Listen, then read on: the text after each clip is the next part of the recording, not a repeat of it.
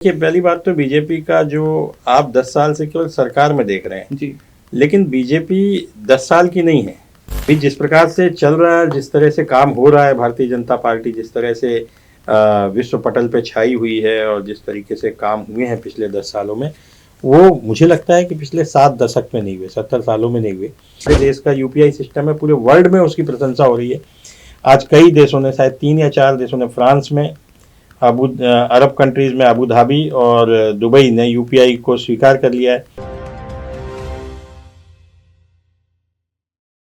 National research team, बड़ा नाम लगा आपको? साथ में बीजेपी भी जोड़ देते हैं। बीजेपी की नेशनल रिसर्च टीम, और बड़ा लगा होगा। जी हाँ, हमारे साथ जो आज मेहमान हैं, काफ़ी बड़े अखबारों के संपादक रहे हैं, एडिटर इन चीफ हैं। जी हाँ, सही पहचाना आपने, के उपाध्याय जी। नमस्कार, मेरा नाम है जतिन, स्वागत है आपका स्टूडियो में। और सर, कैसे हैं आप? बस मैं एकदम ठीक हूँ। बहुत बहुत स्वागत है आपका। आपका भी बहुत बहुत धन्यवाद, आपने यहाँ स्टूडियो में आमंत्रित किया। नेशनल रिसर्च टीम बहुत बड़ा नाम है, काफ़ी बड़ी रिस्पॉन्सिबिलिटी है, कैसा लगता है आपको?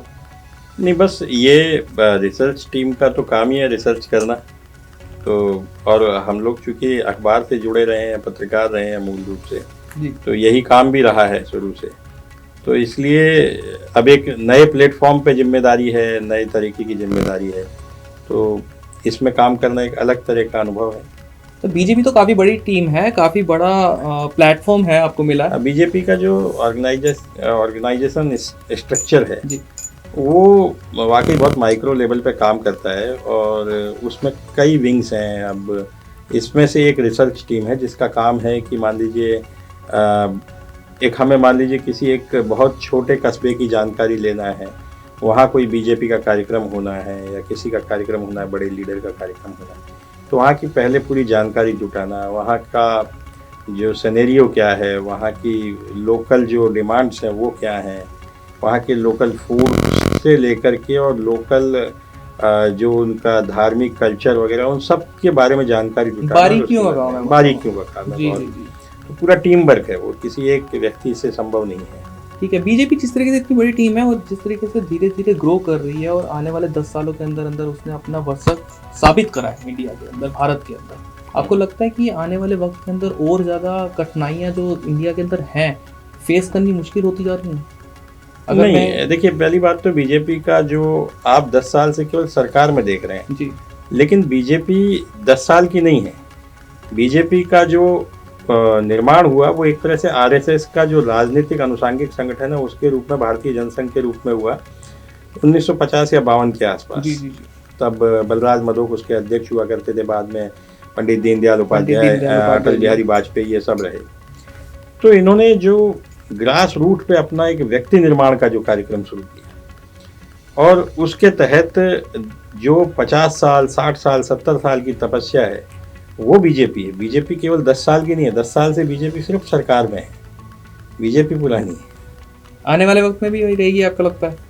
अभी जिस प्रकार से चल रहा है, जिस तरह से काम हो रहा है, भारतीय जनता पार्टी जिस तरह से विश्व पटल पे छाई हुई है और जिस तरीके से काम हुए हैं पिछले 10 सालों में, वो मुझे लगता है कि पिछले 7 दशक में नहीं हुए, 70 सालों में नहीं हुए।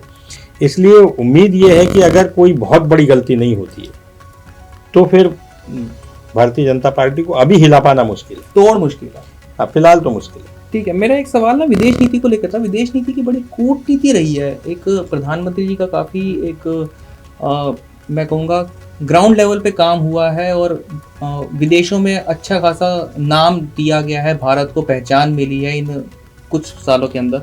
क्या कहेंगे आप इसके ऊपर? 2014 के जब चुनाव थे तब मोदी जी ने कहा था कि हम न किसी से लड़ेंगे, न किसी को आंख दिखाएंगे, लेकिन कोई आंख हमें दिखाएगा तो हम फिर झुकेंगे नहीं। तो उस विदेश नीति पे आज चल रहे हैं और जो नीति है उसमें है पड़ोसी पहले। तो जो आसपास हमारे पड़ोसी देश हैं, उन मुल्कों से जिस तरह से संबंध स्थापित किए हैं, खासतौर पे इस्लामिक राष्ट्र से जिस तरीके से 7 मुल्कों ने प्रधानमंत्री नरेंद्र मोदी को अपने देश के सर्वश्रेष्ठ सम्मान से नवाजा है, ये कम बड़ी बात नहीं है। इससे पहले कि किसी भी प्रधानमंत्री को इतने सम्मान नहीं मिले, वो भी इस्लामिक मुल्कों में जहाँ शरिया लागू है, शरिया कानून लागू है। और उन्होंने भारत के साथ रिश्तों के लिए अपने नियमों को शिथिल किया है, शरिया कानून में भी ढील दी है और आज वो भारत के साथ कदम से कदम मिलाकर के बढ़ना चाहते हैं। तो विदेश नीति एक बहुत बड़ा आयाम है। इस भारतीय जनता पार्टी के पिछले 10 सालों में जिस प्रकार से विदेशों में भारत का डंका बजा है, उसके पीछे सिर्फ कूटनीति, पड़ोसी पहले और एक सोची समझी बहुत सुलझी हुई रणनीति ही काम कर रही है। इस्लामिक देश की बात करी, मेरा अगला सवाल इसी के ऊपर था। कट्टर हिंदू पार्टी कहलाई जाती है बीजेपी, इसमें कोई दो राय नहीं है। आपको लगता है इस्लामिक देशों के अंदर जिस तरीके से आने वाले वक्त के अंदर, अब ये जैसे अबू धाबी के अंदर एक मंदिर का निर्माण हुआ है, और इस्लामी दुबई की बात करूं तो अच्छा खासा पर्यटक भी जाता है। देखिए, बीजेपी हिंदुत्ववादी पार्टी है, लेकिन कट्टर हिंदुत्व वाली नहीं कह सकते। विपक्ष का तो यही कहना। हाँ, विपक्ष का कहना है, क्योंकि उनको विपक्ष की राजनीति करनी है तो वो इस तरह की बात करेंगे। हाँ, लेकिन ये सच है कि 2 बड़ी सफलताएं पिछले 1 हफ्ते में हमको मिली है। पहली सफलता मिली कि कतर में पिछले 28 दिसंबर 2023 को हमारे पूर्व नौसैनिक थे 8 उनको कतर में गिरफ्तार कर लिया गया। फिर उनको फांसी की सजा सुना दी गई जासूसी के आरोप में। वो जासूसी भी इजराइल के लिए कर रहे थे, ऐसा कतर का आरोप था जी। लेकिन उसके बाद फिर जो हमारी टीम सक्रिय हुई, उसमें जयशंकर प्रसाद जी थे, जो NSA हैं अजीत डोभाल जी, और खुद प्रधानमंत्री नरेंद्र मोदी उसको लगातार मॉनिटरिंग कर रहे थे। बाद में धीरे धीरे सफलता मिली, और उस सफलता ये हुई कि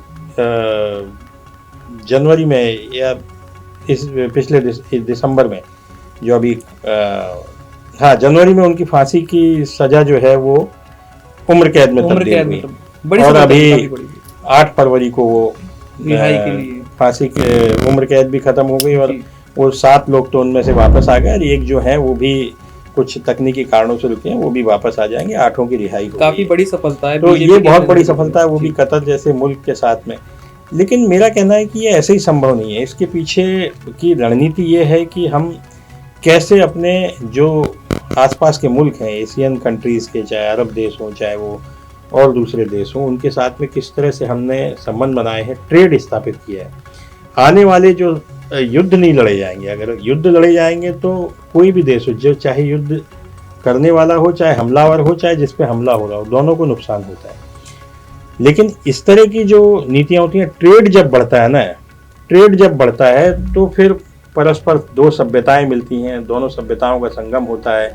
हमारे आज सोचिए कि अबू धाबी में जितने भारतीय वहाँ रहते हैं, आज वो किस तरह का महसूस कर रहे होंगे, किस तरह से उनको गर्व महसूस हो रहा हो कि आज उनका प्रधानमंत्री उनके देश में जाता है, उनके साथ खड़ा होता है, उनके लिए बात करता है। और वहाँ के जो अबू धाबी के जो प्रमुख थे, प्रिंस हैं, वो खुद उनको, मोदी को रिसीव करते हैं। तो ये ऐसे ही नहीं हो रहा, इसके पीछे है ट्रेड। अरब कंट्रीज़ के साथ में जिस तरह से हमने ट्रेड बढ़ाया है, उससे जो हमारे और पड़ोसी देश हैं, चाइना और पाकिस्तान, उनको भी जो है अब तकलीफ होना शुरू हो गई है। अच्छा, तो मालदीव के साथ कहाँ रिश्ते खराब हो गए? मालदीव के साथ ऐसा है कि चाइना जो है मालदीव को संरक्षण दे रहा है। चाइना की जो पॉलिसी रही है कि पहले कर्ज इतना दो, ज़्यादा ब्याज पे कर्ज दो, फिर जब उससे वापस मांगो, वो ब्याज भी चुकाने लायक नहीं रहे तो फिर उस पर कब्जा करो। श्रीलंका के साथ उन्होंने ऐसा ही किया। हालांकि श्रीलंका को फिर हमने $4 अरब हमने दे के मदद की। तो आज श्रीलंका के साथ भी हमारे संबंध बहुत बेहतरीन है, और उन्होंने हमारे लिए पासपोर्ट की सुविधा जो है, वीज़ा की सुविधा खत्म कर दी है। अब ऑन अराइवल वीज़ा भी है, और बगैर वीज़ा के श्रीलंका जा सकते हैं। अरब के कुछ देशों ने वीज़ा खत्म कर दिए हैं, ऑन अराइवल वीज़ा कर दिया है, दुबई ने कर दिया है। तो ये बड़ी सफलताएं नहीं है। और देखिए, यूपीआई जो हमारे देश का यूपीआई सिस्टम है, पूरे वर्ल्ड में उसकी प्रशंसा हो रही है। आज कई देशों ने, शायद 3 या 4 देशों ने, फ्रांस में, अरब कंट्रीज़ में अबू धाबी और दुबई ने यूपीआई को स्वीकार कर लिया है। सिंगापुर में भी यूपीआई सिस्टम चालू हो गया है। तो ये बड़ी सफलताएं हैं। इस तरीके से जो विदेश नीति को लेकर के जिस तरह से प्रधानमंत्री नरेंद्र मोदी चल रहे हैं, तो हमारा विश्व में हमारा जो एक तो धाक तो स्थापित हो ही रही है। और ये ऐसे ही नहीं हो रही है। भारत इस समय सबसे बड़ा कंज्यूमर देश है, सबसे ज़्यादा जो है यहाँ पर जनसंख्या है, और 65% आबादी जो है 35 साल से कम युवाओं की है। तो युवा भारत है। तो इसलिए संभावनाएं बहुत है। प्रोडक्शन हो सकती है, मतलब प्रोडक्शन हो सकता है। चाइना को आने वाले टाइम में हम पीछे छोड़ सकते हैं। पीछे हम छोड़ने वाले हैं, क्योंकि चाइना के आर्थिक हालात अच्छे नहीं है, क्योंकि वहाँ लोकतंत्र नाम की कोई चीज़ नहीं है। इसलिए चाइना की चीज़ें और खबरें आ नहीं रही हैं। उन्होंने प्रतिबंध भी लगा दिया है कि चाइना की कोई भी खबर बाहर नहीं जाएगी। चाइना के जो इंटरनेट मीडिया है वो बाकी जगह दिखाई नहीं देते हैं। चाइना गूगल से कनेक्ट नहीं है, तो इसलिए हमको चाइना की खबरें नहीं मिल पाती हैं। उनका अपना एक सिस्टम है, उनका अपना एक नेटवर्क है, उसी पे चलता है। तो हम आने वाले समय में आप देखना कि हम चाइना को पीछे छोड़ने वाले। डेमोक्रेसी की बात कर रहे थे आप कि लोकतांत्रिक चाइना के अंदर, आपको लगता है इंडिया के अंदर कहीं ना कहीं विपक्ष जो इस बात को बार बार सवाल उठा लेता है कि इंडिया की अंदर डेमोक्रेसी खतरे में है और मीडिया को लेकर, और उसके बाद भी विपक्ष आराम से अपना काम कर रहा है। किसान अपने आंदोलन पर मेरा किसान पर ही अगला सवाल था, आपने छेड़ दिया। किसान डटे हुए हैं, राहुल गांधी अपनी न्याय यात्रा निकाल रहे हैं। सब लोग मणिशंकर अय्यर पाकिस्तान में जाकर भारत की आलोचना करते हैं, पाकिस्तान की तारीफ करते हैं। तो कैसे कह सकते हैं कि यहाँ तानाशाही है, लोकतंत्र नहीं है। और भारतीय जनता पार्टी में तो ये है कि कोई भी ये दावा नहीं कर सकता कि अगर कोई एक मुख्यमंत्री है कि उसके परिवार का अगला मुख्यमंत्री होगा जी। कोई ये दावा नहीं कर सकता कि आज प्रधानमंत्री नरेंद्र मोदी हैं तो कल इनके परिवार का ही प्रधानमंत्री होगा। कोई भी आम कार्यकर्ता जो बिल्कुल छोटे से स्तर से आया है, जिसने मेहनत की है, ग्रास रूट पे सेवा की है जनता की, वो प्रधानमंत्री भी बन सकता है, मुख्यमंत्री भी बन सकता है। तो ये तो भारतीय जनता पार्टी में संभावना है। तो इसलिए ये नहीं कह सकते, विपक्ष का आरोप लगाना उनका काम है, लगाना चाहिए। लेकिन अगर आम जनता देखती है तो आम जनता तो वोट कर रही है ना। तो आम जनता को अगर मोदी जी का काम पसंद नहीं आता तो इतने भारी बहुमत से थोड़ी जिताते। अच्छा, मेरा सवाल ये चुनाव को लेकर था। 2024 में चुनाव है, प्रधानमंत्री जी के चुनाव है। एक माहौल चुनाव का रहा है। बीजेपी हमेशा 24/7 12 महीने चुनावी एक्शन मोड में रहती ही है, हमेशा दिखता भी है। राम मंदिर बना, विपक्ष का कहना है कि काफ़ी सपोर्ट मिलेगा। किसान की वजह से जो अभी जो हालात चल रहे हैं, आपको लगता है कहीं ना कहीं ये ब्लैक कर जाएगा? नहीं, मुझे नहीं लगता, क्योंकि राम मंदिर के जब राम मंदिर का निर्माण हुआ, जिस दिन 22 जनवरी को रामलला स्थापित हुई और जिस तरह से प्राण प्रतिष्ठा हुई, उसके बाद से जनता ने अपना मन तो बना लिया। अब उसके बाद में किसान संगठनों ने अपनी मांग को लेकर के जिस तरह से धरना प्रदर्शन शुरू किया है, इस बार आप देखेंगे कि इसमें सिर्फ पंजाब के किसान हैं, उत्तर प्रदेश के नहीं है, महाराष्ट्र के नहीं है, राजस्थान के नहीं है, हरियाणा के नहीं है। कुछ संगठन हैं जो जिनकी निष्ठाएं संदिग्ध हैं, जिनके बारे में मैं अधिक कुछ कहना नहीं चाहूँगा कि ये प्रायोजित है कि किसी तरह से नैरेटिव बदला जाए। नैरेटिव बदलने के लिए यह आंदोलन है, किसानों की मांगों के लिए नहीं है। मतलब आपके अकॉर्डिंग मतलब कि जो ग्राफ एक हाई लेवल पे पहुंचा हुआ है, कोई फर्क नहीं पड़ता। इससे कोई फर्क पड़ना नहीं है। आप देखिए कि जनता इस तरह के आंदोलन में इस बार कहाँ साथ दिखाई दे रही है।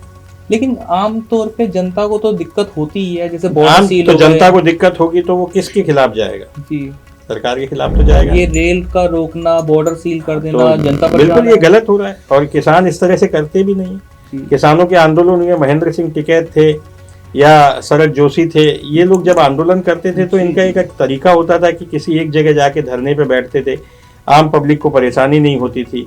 तो उस तरीके के आंदोलन होने चाहिए। कौन सा आंदोलन हुआ कि आपने पूरा बॉर्डर घेर लिया है, पत्थर फेंक रहे हैं, तो ठीक नहीं है ना। तो सरकार समझा भी नहीं पा रही, कहाँ पे सरकार बात कर रही है। सरकार ने उनकी ज्यादातर मांगे मान ली, लेकिन वो कह रहे हैं आज अभी इसी वक्त मांगों को मंजूर किया जाए। ये किसी भी सिस्टम में तो संभव नहीं है। उनकी ज्यादातर मांगे मान ली। अच्छा, बात करते हैं जैसे इकोनॉमी के ऊपर। जैसे किसानों का बहुत बड़ा हाथ होता है इसके अंदर। आपने अभी जैसे कहा धीरे धीरे इंडिया ग्रोथ कर रहा है, 5 ट्रिलियन इकोनॉमी की बात होती है हर टाइम पे, हर जगह पर। तो आपको लगता है कहीं ना कहीं ये कितना वक्त हम अभी पीछे हैं और कितना वक्त अभी आना बाकी है? देखिए, अभी मोदी जी अपने भाषणों में लगातार कह रहे हैं कि तीसरी बार अगर आप मौका देंगे और तीसरा जो कार्यकाल होगा तो हम दुनिया की तीसरी बड़ी इकोनॉमी बन जाएंगे। उन्होंने तो 26 जनवरी को भी कहा, वो भी कह दिया था कि अगले साल आपके पास। तो इसका मतलब है उनके पास इनपुट है। जिस तरह से हमारी इकोनॉमी ग्रो कर रही है, हमारे तमाम जो रिसर्च एजेंसियां हैं, फाइनेंशियल रिसर्च एजेंसियां, वो ये दावा कर रही हैं कि फास्टेस्ट ग्रोइंग इकोनॉमी जो है इस समय इंडिया की है। कोरोना के बाद बिल्कुल। हाँ, और जो मेक इन इंडिया जो कार्यक्रम चालू किया है, सबसे बड़ी जीत इसकी है कि हम अब केवल राफेल आयात नहीं कर रहे हैं, राफेल की टेक्नोलॉजी भी ला रहे हैं ताकि राफेल यहीं बने। मिसाइल्स हम बाहर से अभी खरीद रहे हैं, लेकिन उसकी टेक्नोलॉजी भी ला रहे हैं ताकि मिसाइल्स यहीं बने। तो जिस HAL को लेकर के राहुल गांधी पिछले चुनाव में आरोप लगाते रहे कि बैठ गया, बंद होने वाला, आज HAL के पास इतना काम है कि वो काम कंप्लीट नहीं कर पा रहा है। तो जब और वो पैसा कहाँ आएगा? यहीं तो आएगा ना, जब निर्माण यहाँ पे होगा, तो रॉ मटेरियल होगा, उसके साइड बिजनेस होंगे, को प्रोडक्ट्स उसके साथ में शुरू होते हैं, तो इकोनॉमी जाहिर है ग्रो करेगी। ठीक है। मैं आपने अभी राफेल वगैरह इन सब की बात करी, रशिया से हम ज़्यादातर ये एनिमेशन वगैरह की चीज़ें खरीदी जाती हैं। उसके साथ साथ अमेरिका के साथ साथ रिश्ते, दोनों को बैलेंस करके चलना। देखिए अमेरिका, अब भारत ये समझ चुका है कि हमारी ताकत हमारी जनता है। अमेरिका भारत के बिना चल नहीं सकता, क्योंकि मार्केट हम है, हम तय करेंगे कि कौन किस देश के साथ रिश्ता रहेगा, किसके साथ नहीं। इसीलिए जब हमने रूस से तेल खरीदना जारी रखा, तो उसके बाद भी अमेरिका हमारे साथ रिश्ते उसने बिगाड़े नहीं, बल्कि और प्रगाढ़ किए हैं। कोशिश की थी आंख दिखाने की, लेकिन ये संभव नहीं हो पाया। इसलिए जब हम अपनी ताकत पहचान के काम करते हैं, तो कोई भी देश हो हम जीतेंगे। तो बीजेपी कहीं ना कहीं यहाँ पर पिछड़ने वाली तो फिलहाल तो नहीं दिखाई देती आने वाले वक्त के अंदर। अच्छा, बात करते हैं एक प्रधानमंत्री चेहरे की। जाहिर सी बात है, मोदी जी ने, आपको क्या लगता है कि एक कार्यकाल सीमा के बाद जिस तरीके से आपने कहा कोई ना कोई कार्यकर्ता अपनी कैपेबिलिटी के अकॉर्डिंग आने वाले वक्त में सीएम भी बनता है, पीएम भी बन सकता है, तो आपको लगता है आने वाले वक्त के अंदर और कौन कौन से चेहरे? देखिए, भारतीय जनता पार्टी के पास में इस समय 12 राज्यों में लगभग सरकारें हैं और इनके मुख्यमंत्री हैं, और सारे ही मुख्यमंत्री इस समय अपना बेस्ट दे रहे हैं। तो और इसके अलावा भी भारतीय जनता पार्टी के पास ऑप्शंस हैं कि उनके पास लीडर्स हैं, वो व्यक्ति निर्माण का काम भी करते हैं, सतत काम करते हैं, मेहनत करते हैं, सुबह से लेकर रात तक पार्टी के लिए काम करना। तो प्रधानमंत्री पद के लिए कोई ना कोई तैयार हो ही जाएगा। पार्टी के साथ कनेक्टिविटी रहती है, ऐसी कनेक्टिविटी और जनता के साथ भी लगातार जो जनता के बीच में काम कर रहा है, तभी तो भारतीय जनता पार्टी आज इस स्थिति में आई है जी। विपक्ष अभी तक क्या हुआ कि विपक्ष 2014 से पहले तक इस जाति के आदमी को यहाँ टिकट दे दो, इतनी जाति के टिकट मिलेंगे, इतनी जाति के वोट मिलेंगे, फिर ये प्लस हो जाएगा, इसका वोट बैंक आ जाएगा। वो पुराने कैलकुलेशन से चल रहा था, पुराने समीकरणों से चल रहा था। लेकिन भारतीय जनता पार्टी ने एक नया वर्ग खड़ा कर दिया है, वो लाभार्थी का वर्ग है जी। तो जिस प्रकार से भारतीय जनता पार्टी ने अपने जिन लोगों को लाभ मिला है सरकार की योजनाओं का, वो एक नया वर्ग खड़ा हो गया और वो जाति के आधार पर वोट नहीं कर रहा है, वो उसको लाभ मिला उसके आधार पर वोट कर रहा है। तो पुराने मिथक सब टूट गए। छोटे छोटे रोजगारों को काफी बढ़ावा मिला, छोटे छोटे रोजगार हैं, मकान मिले हैं, गैस मिली है, डायरेक्ट खाते में पैसा जा रहा है, अनाज फ्री मिल रहा है, तो इतनी सारी योजनाएं चल रही हैं। तो फिर वो जाति वाति के सारे बंधन टूट गए, तो चुनाव का तरीका बदल गया है इस समय। मतलब आपके कहने के अकॉर्डिंग विपक्ष पर कोई मुद्दा नहीं, फिलहाल तो नहीं दिखाई देता है, नहीं विपक्ष मुद्दा विहीन दिखाई देता है। और जिस तरह से इंडिया गठबंधन बना था और जिस तरीके से इंडिया गठबंधन बिखरा है, उसके बाद तो लग रहा है विपक्ष नाम की कोई चीज नहीं है। तो जैसे महंगाई का मुद्दा उठा लेते हैं, अब जैसे किसानों का मुद्दा उठा लेते हैं, लेकिन वो महंगाई के मुद्दे पे काम कहाँ कर रहे हैं, सड़क पे कहाँ दिखाई दी, और महंगाई इतनी तो नहीं है। तो ये थे हमारे साथ के Upadhyay ji, national research team BJP के साथ काम करते हैं, संपादक हैं जिस तरीके से मैंने बताया, और इतना अच्छा बोलते हैं, तो अच्छी खासी इन्होंने आपको ज्ञान भी दिया, बीजेपी क्या काम कर रही है, आने वाले टाइम में क्या काम करेगी, उसके बारे में बताया। इसी तरीके से नए नए चेहरों के साथ साथ नए नए नेताओं के साथ साथ हम मिलवाते रहेंगे आपको। नमस्कार। Thank you very much.